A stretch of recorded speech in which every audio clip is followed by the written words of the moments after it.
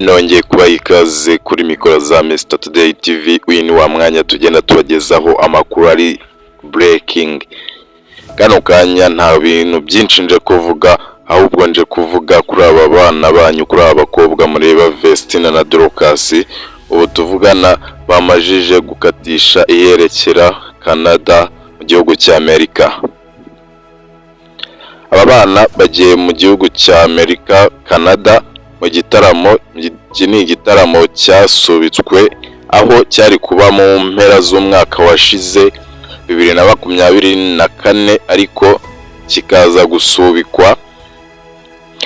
Irene yavuze yuko iki gitaramo cyaje gusubikwa.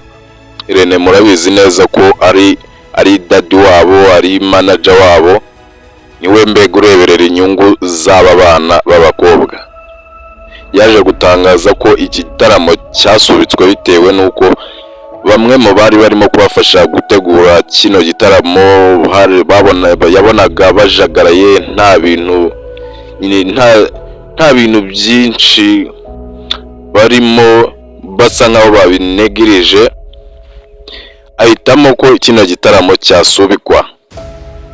Kano kanya rero igitaramo cyari kimaze hafi imyaka 2 gitegerejwe. Ubu ngubu Vestina na Dorcas bamajije kurira indege bagiye Canada, avuze yuko iki gitaramo kishobora no kuba kizarangira mu mwaka utaha mu kwezi kwa mbere. Gusa nanone yatangaje ko abinyujije ku rukuta rwe rwa Instagram, yatangaje ko kino gitaramo nubwo gishobora kumara hafi amezi angahe asigaye nk'7, kikazageza mu kwa mbere kwa 2026. Kino gitaramo avuze ko bazagenda bakore konseri ahantu hagiye hatandukanye mu gihugu, mu mujyi wa Canada, ariko bakaza gutaha nyuma bakazasubirayo. Ariko yasanze ko bafite ibintu byinshi byo gukora. Vestina ni umuntu wubatse, Dorcas ni umunyeshuri, uze yuko bazagisubika hanyuma bakazasubirayo mu kwa 12. Urumva bagiye kumara ukwezi kumwe bahite bagaruka, hanyuma mu kwa 12 bongere bagende. Si ibyo gusa ariko murabizi neza aba n'abana bakunzwe mu ndirimbo harimo Adonai, harimo Ibuye, harimo Nahawe Ijambo. Abana mubakunde, mubashyigikire kandi mubasengere, mubasabire. Ndabizi neza ko bagiye kuduha ibyiza gusa. Anyway, bafite n'indirimbo nshyashya, bafite gusohora album yabo nshyashya. Ni byinshi. Abona umugabo we wa Vestina yarabaherekeje byose, ariko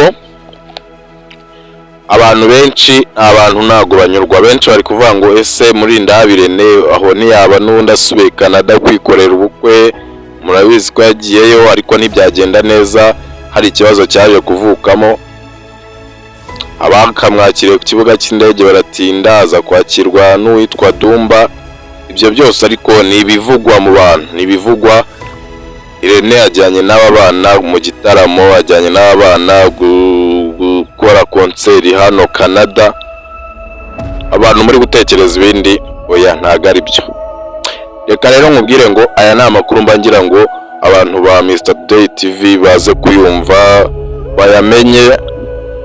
Ntabwo nayihererana, ni makeya mba ngomba kuza nkayababwira, nkayabaha, nkayatangaza mu gihe dutegereje ibindi biganiro byiza birambye. Reka nkubwire ngo kora subscribe utazacikwa n'ibindi biganiro byiza byunze ubwenge, bigufasha ndetse bigafasha n'umuryango wawe. Reka rero nkubwire ngo duhurire mu biganiro bikurikira. Nitwa Mr Kira, aha ni kuri Mr Today TV.